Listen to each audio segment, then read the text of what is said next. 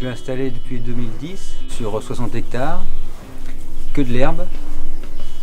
Il y a deux activités principales, une pension de chevaux, à peu près 30 chevaux en pension, et une activité de vaches laitières et allaitantes, 15-20 vaches laitières et la même chose en allaitant.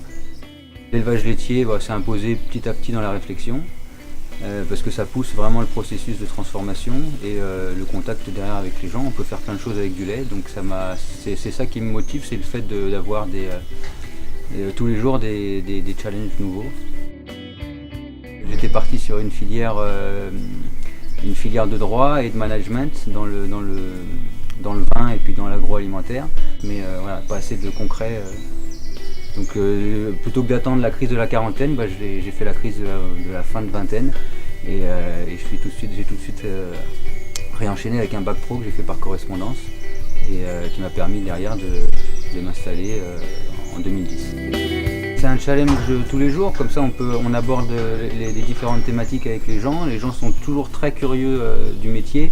Ils ont souvent des a priori, souvent d'ailleurs positifs, hein. Les gens ont plutôt une image positive des agriculteurs.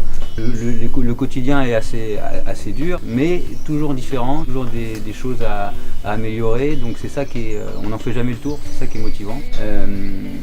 C'est très enrichissant d'avoir le retour sur les produits qui sont transformés, on les améliore, on les change, on en arrête certains, on en redémarre d'autres. Ce qui me motive, c'est la richesse qu'il peut y avoir à améliorer son système tous les jours, améliorer sa génétique, améliorer son temps de travail, la qualité de ses produits. Tous les jours c'est différent, on peut améliorer jusqu'à la fin de sa vie sans aucun problème. Donc ça c'est motivant parce que c'est des perspectives infinies.